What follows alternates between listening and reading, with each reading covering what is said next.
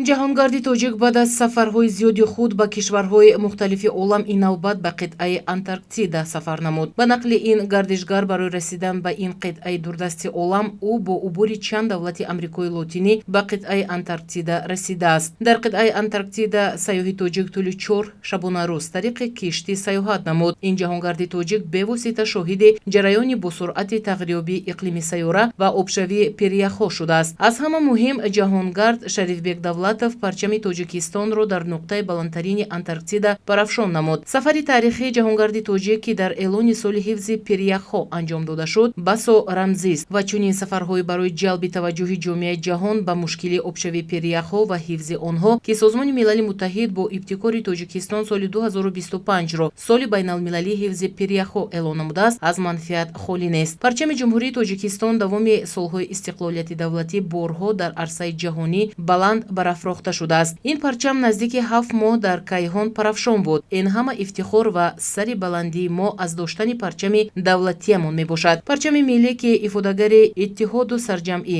нангуномӯз, ватандӯстиву ватанпарастӣ ва ҳуввияти миллии мардуми фарҳангсолори мо мебошад, ормону орзу ва мақсаду мароми тоҷиконро дар ҷилои рангҳои худ инъикос намудааст. То имрӯз аз 14 000 перияхи Тоҷикистон, ки сарчашмаи асосии оби ошомиданӣ дар минтақа мебошад, зиёда аз 1000-аш пурра об шуда, суръати обшавии онҳо рӯ ба афзоиш аст. майдони яхбаста дар Антарктида то соли 2100 4 ҳисса коҳиш хоҳад ёфт, агар партовҳои газҳои гулхонаӣ ба атмосфера, ки ба андешаи коршиносон сабаби гармшавии глобалӣ гардиданд, дар сатҳи кунунӣ боқӣ монад. Масоҳати қабати яхбастаи Антарктида таъкид шудааст, дар гузориши онҳо ҳоло тақрибан 12 миллион километри мураббаъро ташкил медиҳад. Он шурӯъ аз соли 2016 коҳиш меёбад, ки ба гармшавии иқлим вобаста аст. То имрӯз ҷаҳонгарди тоҷик Шарифбек Давлатов ба 106 давлати дунё сафар намуда парчами Тоҷикистонро дар ин кишварҳо парафшон намудааст. Ӯ сайёҳатро мепазирад ва аз ҳар шаҳр ва кишвари сафаркардаи худ армуғон гирифта онҳоро дар 2 ҷевони бузург гирдоварӣ кардааст.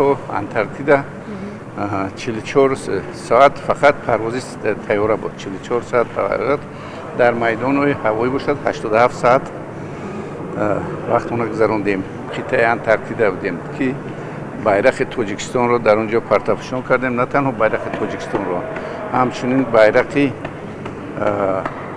Ӯзбекистон, Қазоқистон, Қирғизистон, Туркманистонам мо бардоштем дар қитъаи Антарктида. Одам як тамоман як ҳиссиёти дигар ҳис мекунад, ки дар ҳамин қадар дар давлати дур вай рафта байрақи Тоҷикистонро мебардорем. ҳаминам бисёр як ҳиссиёти калон будам дар вақти бардоштани байрақ. На танҳо байрақи Тоҷикистон, байрақи ҷумҳуриҳои кишварҳои ҳамсоя ва дӯсту бародарам ки бардоштем, чунки мо бо ин давлатҳо хеле ҳамкориҳои зич дорем. 4 шабу 4 рӯз мо Антарктида будем, ки тамоми ҳар як қитъаи Антарктида худтон медонед, ки акун ҳозир чӣ хеле ки мегӯянд тағйирёбии боду ҳаво рафта истодааст.